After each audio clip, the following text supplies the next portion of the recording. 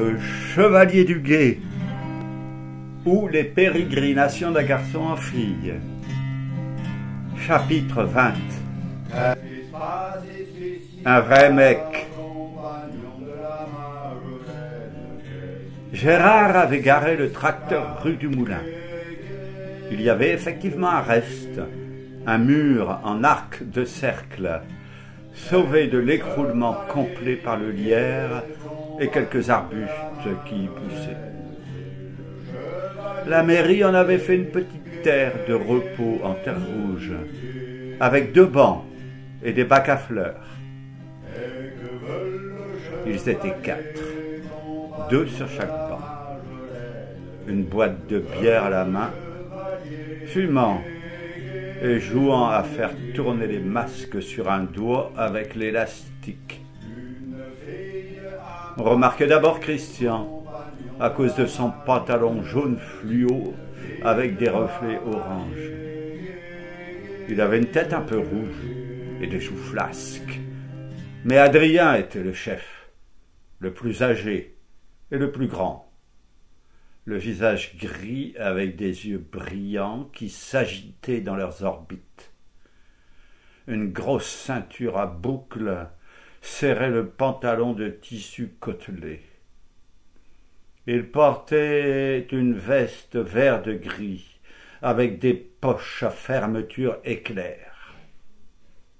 « Et le brun, viens boire un coup. »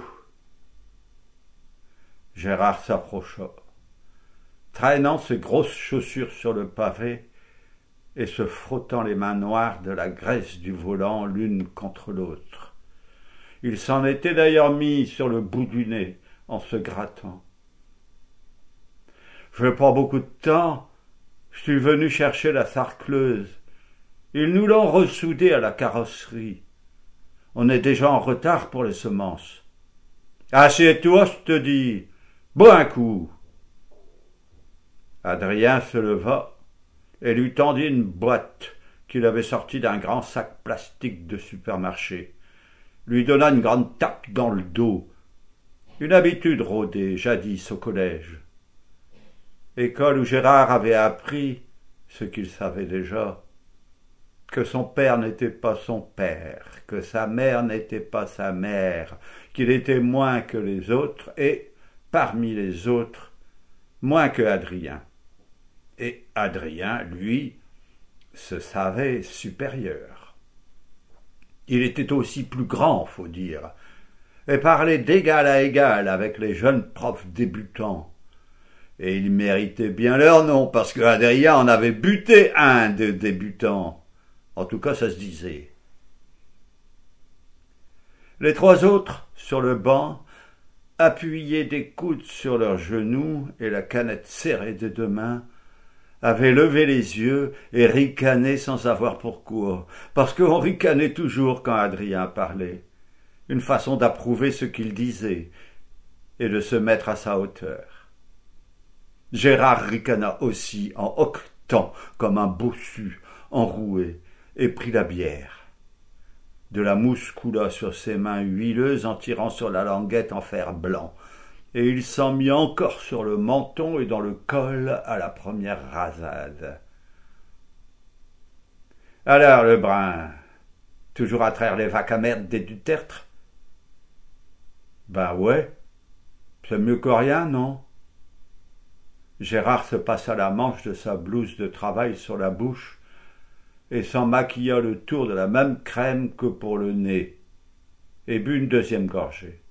« Tiens, assieds-toi, il y a de la place, là. » Adrien le poussa d'une main sur la poitrine vers le bac à fleurs, et Gérard y tomba assis, le cul dans la terre et les genoux plus hauts à cause de la bordure en bois. Il dut se retenir de la main libre en arrière pour ne pas s'allonger, tandis que de la mousse giclait hors de la boîte. Des tulipes restaient debout, balançaient leur tête entre ses cuisses. Adrien tira une cigarette d'un paquet pour la faire dépasser et la passa sous le nez de l'autre. « T'es mignon comme ça, Gérard. Tiens, fume. » « Je fume pas. Mais si tu fumes. Il lui enfonça la tige entre les lèvres et approcha le briquet allumé. Gérard aspira sur les injonctions de Adrien. Toussa, but une gorgée de bière, retoussa, cracha et fuma encore. Voilà, tu seras un homme, mon gars.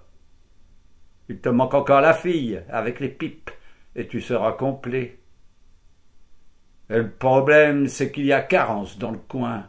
On en voit de moins en moins. On est obligé de prendre des mecs. Heureusement, on en trouve qui aiment ça. Hein, Robert? L'un des trois autres leva la tête et regarda Adrien. Alors, Robert, réponds. Dis-le. L'autre hocha une paire de fois la tête. Mieux que ça, Robert. Dis-le. Oui, j'aime ça. Et l'autre répondit. Oui, j'aime ça. Adrien était debout devant Gérard, toujours assis dans les fleurs, sa braguette à hauteur de nez. Il le tira légèrement vers le haut par le talon d'une oreille, ce qui obligeait à lever le menton vers le haut. « Tu entends, Gérard? Robert, il aime ça. Tu veux que je t'apprenne aussi à faire la fille? Faute de fille, on prend des merles. » Il rigolait, et il relâcha Gérard pour se rasseoir sur le banc. « Alors, qu'est-ce que tu fais de beau à la Malsens? Toujours à nettoyer du brin? Tu portes bien ton nom, hein, le brin ?» Il avait sorti de la poche un couteau à cran d'arrêt, avec un manche en corne, et éjecta la lame de 10 doigts de longueur. Il y eut un éclair. Adrien s'amusa à jouer du reflet du couteau avec le soleil, en le promenant sur les yeux des autres qui, éblouis, baissaient les yeux à tour de rôle. On prépare la terre aussi, on range le foin. On a vidé toute la grange hier avec le père du tertre. Il avait vu comme de la fumée, et il avait peur que ça prenne. Il y a des fois des gens de la ville qui vont au bois Madeleine en voiture, avec des filles, et en rentrant, ils jettent leurs mégots par la fenêtre. Mais des filles, en ce moment, on en a assez. 5 elles sont, avec la couturière, et avec des belles fesses. Je les ai vues pédaler en jupette il y a quelques jours, pour porter l'échelle à la maison du chêne. Et j'étais aux premières loges, sur la remorque. Je regardais dedans, et elles me souriaient en sortant leur langue. Je vais les voir le soir, une chaque soir. Adrien l'écoutait un peu rouge, et le menton en avant. Tu écris des livres maintenant, Gérard? Des romans? C'est maman du tertre qui te raconte des histoires pareilles? La Belle au bois dormant? C'est pas beau, Gérard, de mentir. Je mens pas, je te dis. Elles sont 5 là-bas. Et elles font tout ce que je leur dis. Raconte un peu, Gérard. Elles sont comment, ces filles? Et c'est qui, cette couturière? Tu veux dire la Laignée, la fille de sa mère? Je sais pas, moi. C'est la mère du tertre qui l'appelle comme ça. Mais le père, il dit toujours la petite reine. Mais c'est pas la plus belle. Avec ses cheveux raides, on dirait un garçon. Elle marche comme eux en plus, et elle met des pantalons. Mais il y a une brune et une jolie blonde. Elles sont même venues à la maison. Il n'y aurait pas des fois une petite frisée avec des cheveux noirs? Si, il y en a une comme ça, c'est la brune. Elle est frisée. Elle était là pour l'échelle avec la blonde.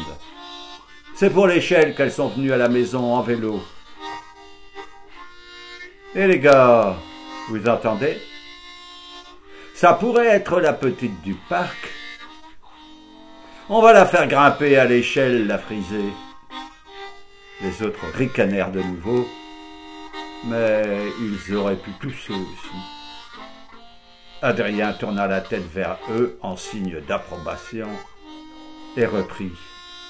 « Et les 3 autres ?»« Les 3 autres. Oui, les 3 autres. Tu m'as bien dit qu'elles sont 5. Il y a une petite avec des longs cheveux blonds, celle qui était là, à la ferme, avec la brune pour l'échelle. Elle sourit tout le temps.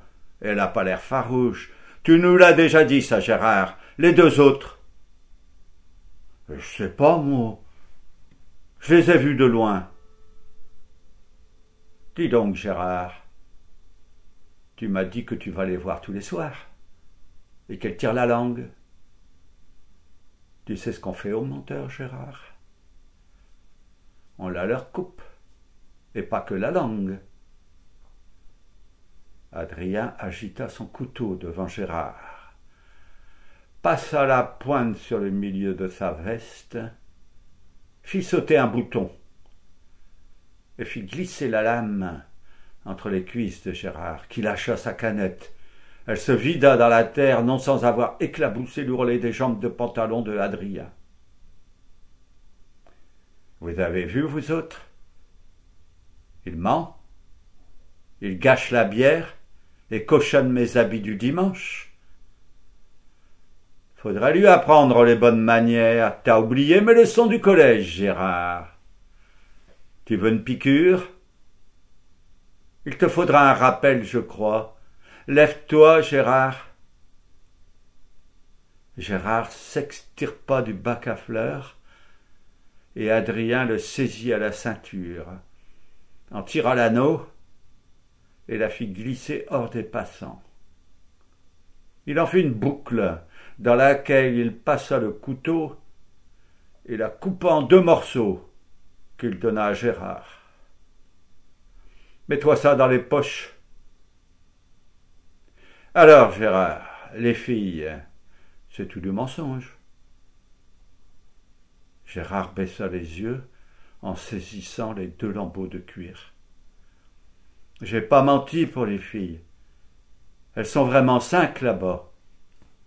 Sauf que le soir, je reste à la ferme et que souvent je dois encore faire rentrer les poules avant d'aller au lit. Adrien se tourna vers les autres. Eh ben, on va y faire un tour, hein. On va s'en occuper, nous, de tes poules. Qu'est-ce que vous en pensez, vous autres? Des filles, ça change des mecs, hein, Robert? Même celle avec des pantalons. On va lui baisser le pantalon à la couturière. On va lui apprendre à faire la fille. Il avait passé la main sur la joue de Robert, en la caressant, pincé un peu l'oreille, puis fouillé les cheveux en écartant les doigts et les agrippant, tirait lentement la tête en arrière et fourrait l'index dans la bouche. Sus. Gérard, j'espère pour toi que tu n'as pas menti. Attends-nous à la Vierge du Sentier aux Anguilles à 9h. Tu nous montreras le chemin. Tu vas pas les garder pour toi tout seul, hein, les filles? Si t'as menti, c'est toi qui le feras, la fille. Et on est 4. On est partageux, tu sais. Le chevalier du guet, guet,